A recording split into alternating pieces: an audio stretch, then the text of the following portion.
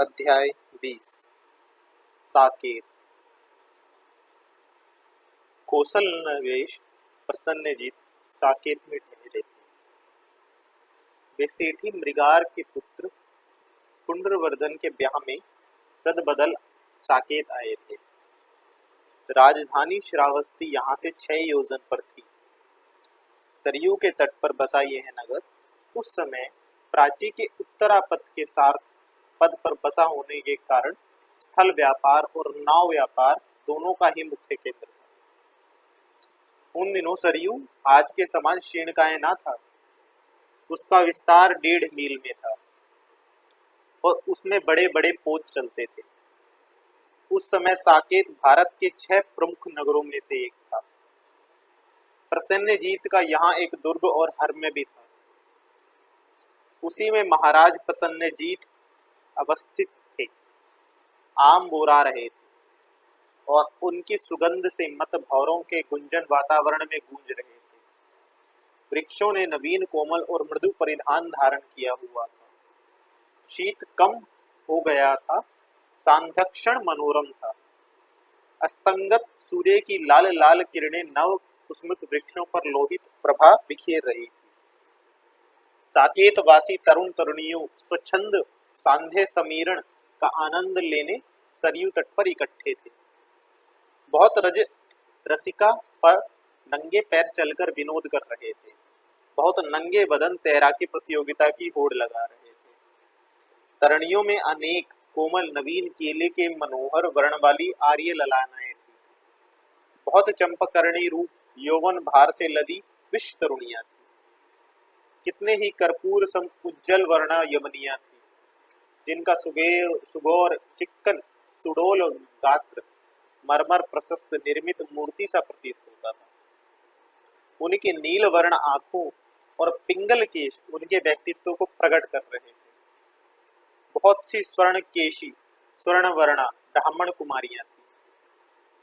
कितनी घन केशपाश वाली घनश्याम कोमल गात्र वाली गोधुल वर्णी वैश्य तरुणियां थी, जिनका तारुण अति मादक था। नाना कुलों के तरुण भी अपने अपने वस्त्र उतारकर सरयू के तट पर कुछ आकटी और कुछ आकंठ जल में जल क्रीड़ा कर रहे थे। उनके व्याम पुष्ट सुडोल शरीर, उत्तम नासिका, विशाल वक्ष और प्रशस्त मस्तक उनके कुलीन होने के साक्षी थे। कोई प्रणय कलह में, कोई सामूद क्रीड़ा में, कोई हस्त लाघव और व्यायाम में लीन था। तरुण तरुणियां यहाँ स्वच्छंद विचार कर रहे थे। बहुत यगुल जोड़े नाव पर चढ़कर उस पार जल में कूद पड़ते। बहुत जोड़े होड़ बदलकर जल में डुबकी लगाते। उनकी मृणाल सम सुनहरी भुजाएं और स्वर्णगात नील घनश्याम केश राशि जल में अमल भीतरी स्तर पर मोक्त दिख रही थी। सैकड़ों छोटी नौकाएं जल में तैर रही थी और युवक युवती थककर कभी कभी उनका आश्रय लेकर सुस्ता लेते थे। बहुत नौकाओं पर मैरय, माधविक और भुने हुए मांस और विविध फल बिक रहे थे। तैरते तैरते युवक खरीद खरीद कर आकंठ जलमगन हो खा पी रहे थे। ऐसे ही समय में बंधुल मल्ल और मल्लिका अपने थके हुए अश्वों को लिए सरयू तट पर आ पहुंचे। मल्लिका ने प्रफुल्लित होकर कहा, साकेत में जीवन है प्रिय। रज्जुलों के अधिकार में भी जनपद इतना प्रसन्न हो सकता है, यह मैंने सोचा भी नहीं था। आओ प्रिय, हम भी स्नान करके शरीर की थकान मिटा लें। हवा बड़ी सुंदर चल रही है। ऐसा ही हो प्रिय, मल्लिका ने कहा। बंधुल घोड़े से कूदा और हाथ का सहारा देकर मल्लिका को उतारा। एक दास को संकेत कर निकट बुलाकर कहा, अश्वों का मलदल ठीक कर दे मित्र, ये 4 निशकले मरई के लिए। दास ने हंसकर रजत खंड हाथ में लिए और अश्वों की रास भरी। दोनों यात्रियों ने वस्त्र उतारे और अनायास ही जलराशि में घुस गए। उनके हस्त लाघव और कुशल तैराकी से सभी आश्चर्य करने लगे। उन्होंने तैरने वालों को ललकारा, बढ़ो मित्रों, जो कोई उस तट पर पहले पहुंचेगा उसे मित्रों सहित भरपेट मैरे पीने को मिलेगा। बहुत तरुण तरुणियां हंसकर उनके पीछे हाथ पैर मारने लगे। किनारों के लोग हर्षोत्फुल्लित होकर चिल्लाने लगे। सबसे आगे बंधुल दंपति थे। सबसे पहले उन्होंने तट स्पर्श किया। मल्लिका हाफते हुए हंसने लगी, लोगों ने हर्ष ध्वनि की। संपन्न युवक ने अपनी नौका पास लाकर कहा, स्वागत मित्र, मेरी यह नौका सेवा में उपस्थित है, इस पर चढ़कर मेरी प्रतिष्ठा में वृद्धि की। बंधुल ने हाथ के सहारे मल्लिका को नौका पर चढ़ाते हुए कहा, हम लोग अभी अभी साकेत आ रहे हैं। कहाँ से मित्र? कुशीनारा से। अच्छा बंधुल, मल्ल की कुशीनारा से? हाँ, मैं ही बंधुल मल्ल हूँ। तेरी जय हो मित्र। फिर उसने हाथ उठाकर पुकार कर कहा, कुशीनारा के मल्ल बंधुल मित्र का साकेत में स्वागत है। बहुत लोग नौका के पास उमड़ आए। बहुतों ने दंपति पर पुष्प की वर्षा की। नौका के स्वामी ने हंसकर कहा, मैं हिरणाभ कौशल्य हूँ मित्र, साकेत का क्षत्रप। बंधुल के शौर्य से मैं परिचित हूँ, हिरण्याभ कौशल्य की गरिमा से मैं अविदित नहीं हूँ क्षत्रप। तक्षशिला में गुरुपद से मैंने आपका नाम सुना था, और मैंने भी मित्र महाराजाधिराज ने तेरी गुण गरिमा सुनी है। अब इधर किधर महाराज के दर्शन हेतु। साधु, महाराज आजकल यही है, कल दर्शन हो जाएंगे, परंतु आज मेरे अतिथि रहो मित्र। मल्लिका, ये महाक्षत्रप महाराजा हिरण्याभ कौशल्य है। गुरुपद ने कहा था, ये अवंती गुरुकुल के सर्वश्रेष्ठ स्नातक हैं और ज्ञान गरिमा में काशी के संपूर्ण राजाओं से बढ़कर हैं। मैं अपने पति का अभिनंदन करती हूँ ऐसे गौरवशाली मित्र के प्राप्त होने पर। और मल्लिका, हम अपने मित्र के अतिथि होने जा रहे हैं, तो यह असाधारण सौभाग्य है। परंतु महाक्षत्रप महाराज को क्या इनकी स्मृति है? इनका कहना है कि महाराज 10 वर्ष साथ पड़े हैं तक्षशिला में। महाराज भी यही कहते हैं देवी। वे कहते हैं, बंधुल सा एक मित्र कहीं मिले तो जीवन का सूखापन ही दूर हो जाए, ऐसा कहते हैं। तब तो महाक्षत्रप महाराज को मित्र का बहुत ध्यान है। किंतु मल्लिका देवी, तुम्हारे पित्र क्या ऐसे वैसे हैं? मैंने अवंतिका के गुरुकुल से सुना था कि राजनीति और रणनीति में बंधुल का कोई प्रतिस्पर्धी नहीं है, और जल में तैरने में महाक्षत्रप। आज देखा हमने प्रतिस्पर्धी देवी मल्लिका को। महाक्षत्रप हंस दिए, मल्लिका भी हंस दी। बंधुल ने कहा, यही हमारे अश्व है, वे पहुंच जाएंगे मित्र। नौका हमें क्रीड़ोद्यान के नीचे पहुंचा देगी। इसके बाद क्षत्रप ने एक दास को अश्व ले आने के लिए भेज दिया। उन्होंने मल्लिका को संबोधन करके कहा, वह मेरे उद्यान का घाट दिख रहा है देवी मल्लिका? देख रही हूँ महाक्षत्रप। अभी हमें आए कुछ क्षण ही बीते हैं, पर ऐसा दिख रहा है जैसे घर ही हो। घर ही तो है देवी मल्लिका, हम आ गए मित्र, उतरो तुम और क्षण भर ठहरो, तब तक मैं आवश्यक व्यवस्था कर दूं।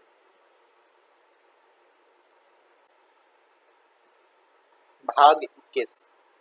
कौशलेश प्रसन्नजीत। महाराज प्रसन्नजीत कोमल गद्दे पर बैठे थे। दो यमनी दासियां पीछे खड़ी चवर ढल रही थी।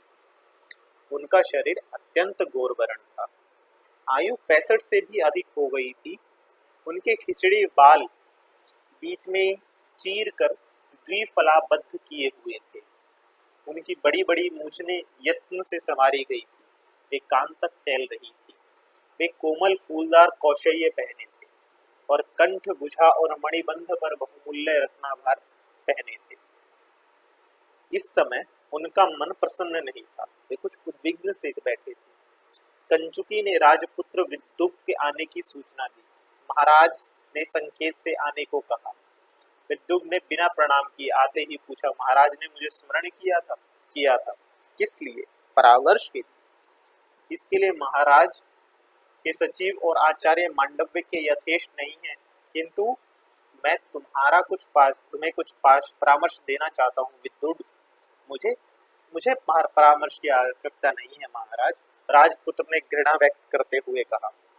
महाराज प्रसन्नजीत गंभीर बने रहे। उन्होंने कहा, किंतु रोगी की इच्छा से औषध नहीं दी जाती राजपुत्र। तो मैं रोगी हूँ और आप वैद्य हैं महाराज? ऐसा ही है, यौवन अधिकार और अविवेक ने तुम्हें दृष्ट कर दिया है विद्युत।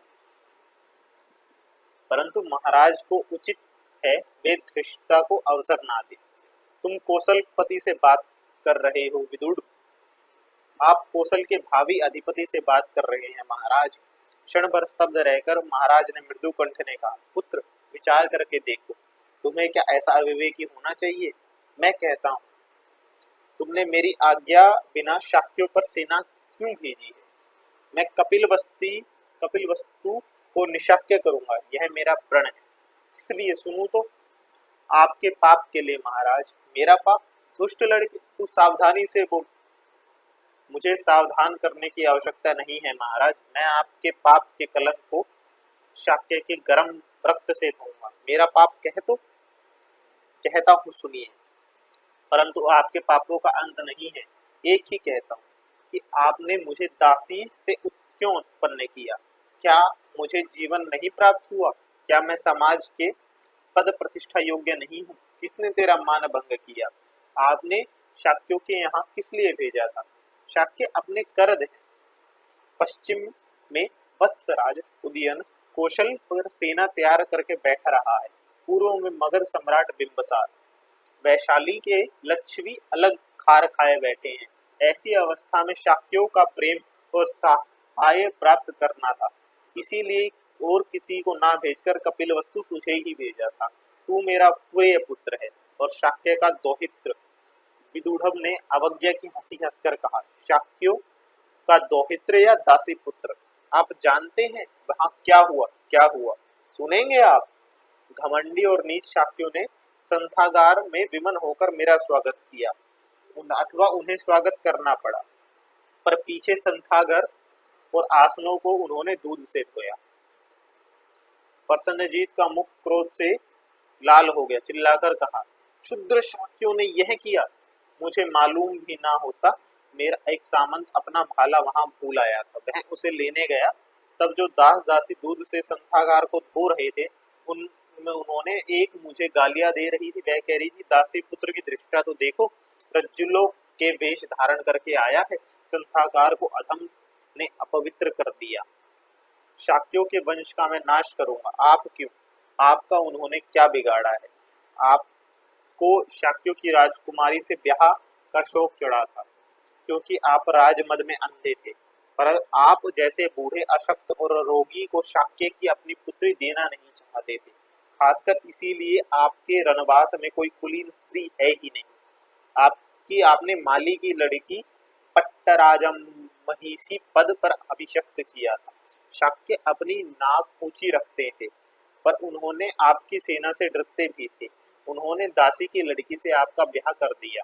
यह शाक्यों का भयानक छल था, किंतु पाप तो नहीं, जैसा कि आपने किया। उसी दासी में इंद्री वायसन के वशीभूत आपने मुझे पैदा किया। आपने साहस नहीं कि आप अपना पुत्र और युवराज घोषित कर सके। यह आर्यों की पुरानी नीचता है। सभी धूर्त कामुक आर्य अपनी कामवासना पूर्ति करने के लिए इतर जातियों की स्त्रियों के रेवड़ों को घर में भर लेते हैं।